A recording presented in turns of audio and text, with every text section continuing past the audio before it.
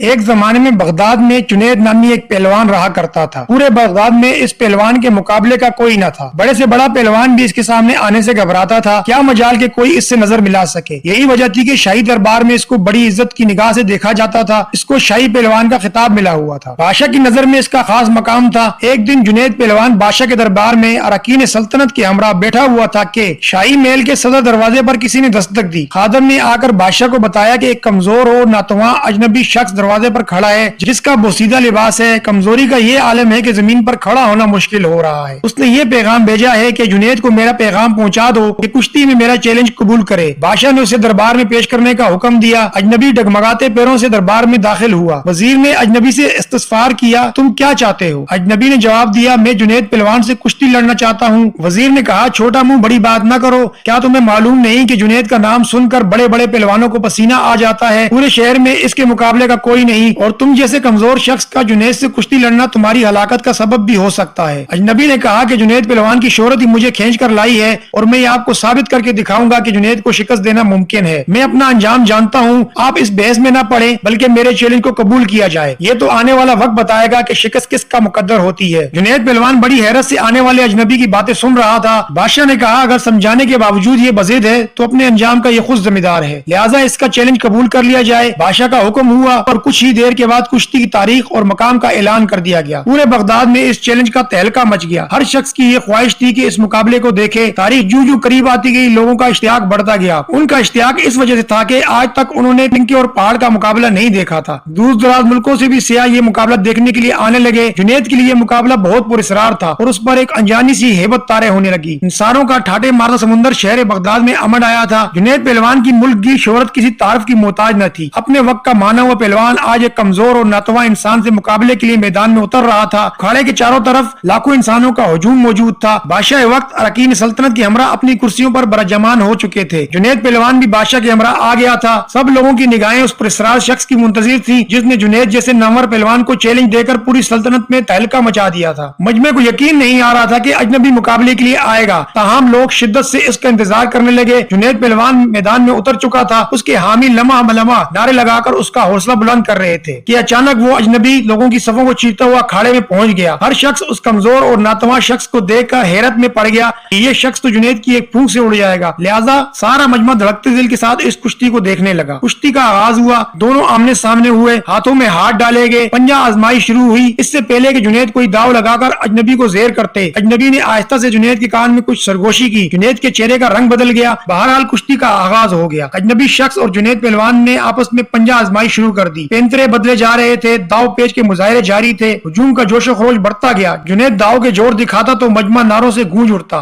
دونوں باہم گتھم گتھا ہو گئے۔ یکایک لوگوں کی پلکیں جھپکی، دھڑکتے دل کے ساتھ آنکھیں کھلی تو ایک ناقابل یقین منظر آنکھوں کے سامنے تھا۔ جنید چاروں شانے چت پڑا تھا اور بوڑھا شخص سینے پر بیٹھے فتح کا پرچم بلند کر رہا تھا۔ پورے مجمع پر صدقہ طاری ہو گیا۔ حیرت کا طلسم ٹوٹا۔ لوگوں نے ضعیف فاتح کو کندھوں پر اٹھا لیا۔ میدان کا فاتح لوگوں کے سروں پر سے گزر رہا تھا۔ ہر طرف انعام و اکرام کی بارش ہونے لگی۔ ضعیف فاتح پہلوان بیش پاہا قیمتی انعامات لے کر اپنے مسکن کی طرف چل دیا۔ اس شکست سے جنید کا وقار لوگوں کے دلوں سے ختم ہو چکا تھا۔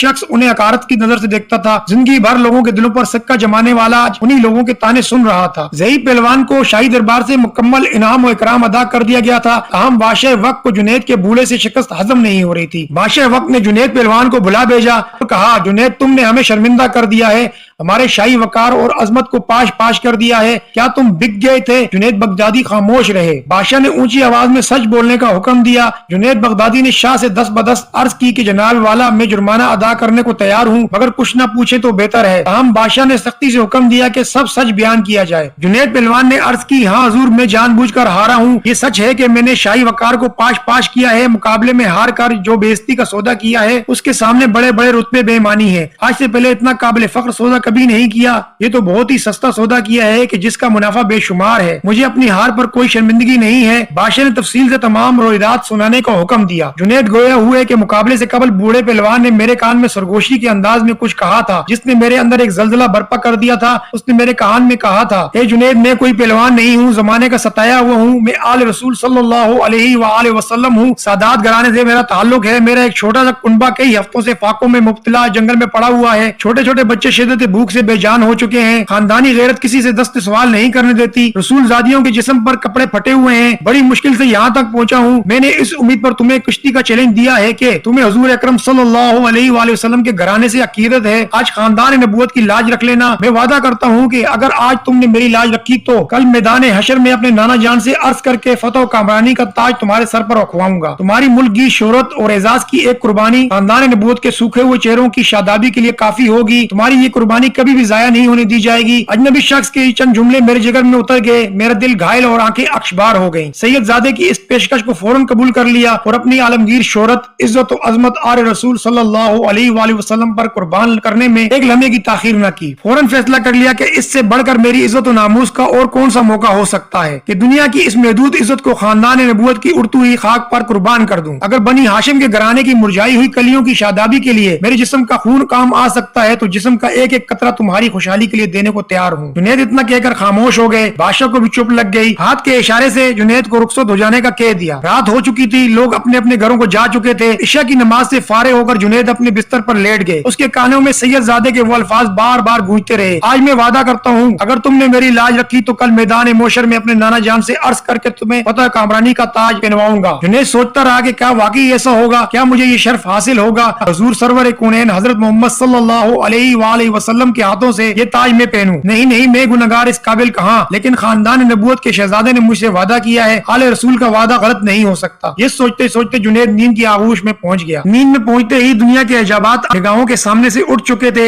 एक हसीन ख्वाब निगाहों के सामने था और गुंबद खिजरा निगाहों के सामने जलवागर हुआ, जिससे हर सिम रोशनी बिखरने लगी। एक नूरानी हस्ती जलवा अफरोज हुई जिनके हुस्न जमाल से जुनैद की आंखें खैरा हो गई। दिल कैफ और सुरूर में डूब गया। दर दीवार से आवाजें आने लगी, अस्सलातु वस्सलामु अलैका या रसूल अल्लाह। जुनैद समझ गए ये तो मेरे आका करीम हैं जिनका मैं कलमा पढ़ता हूँ। फौरन कदमों से लिपट गए। हुजूर अकरम सल्लल्लाहु अलैहि वसल्लम ने फरमाया, ए जुनैद उठो, क़यामत से पहले अपनी किस्मत की सरफराजी का नजारा करो। नबी ज़ादों की नामूस के लिए शिकस्त की जिल्लतों का इनाम क़यामत तक कर रखा नहीं जाएगा। सर उठाओ, तुम्हारे लिए फतह और करामत की दस्तार लेकर आया हूँ। आज से तुम्हें इरफान और तकर्रुब के सबसे ऊंचे मकाम पर फायज किया जाता है। तुम्हें औलिया कराम की सरवरी का एजाज मुबारक हो। इन कलामात के बाद हुजूर सरवर कौनैन हजरत मोहम्मद सल्लल्लाहु अलैहि वसल्लम ने जुनैद पहलवान को सीने से लगाया और इस मौका पर हुजूर सल्लल्लाहु अलैहि वसल्लम ने हालत ख्वाब में जुनैद को क्या कुछ अता किया, इसका अंदाजा लगाना मुश्किल है। इतना अंदाजा जरूर लगाया जा सकता है कि जब जुनैद नींद से बेदार हुए तो सारी कायनात चमकते हुए आईने की तरह उनकी निगाहों में समा चुकी थी। हर एक के दिल जुनैद के कदमों पर निसार हो चुके थे। बादशाह वक्त ने अपना कीमती ताज सर से उतार कर उनके कदमों में रख दिया था। बगदाद का ये पहलवान आज सैयदुल ताइफा सैयदुना हजरत जुनैद बगदादी रहमतुल्लाह अलैह के नाम से सारे आलम में मशहूर हो चुका था। सारी कायनात के दिल इनके लिए झुक गए थे। अल्लाह पाक हमें भी आले रसूल सल्लल्लाहु अलैहि वसल्लम की खिदमत करने का मौका अता करे। आमीन सुम्मा आमीन। अगर वाकया अच्छा लगा हो तो हमारे चैनल को लाइक करें, सब्सक्राइब करें।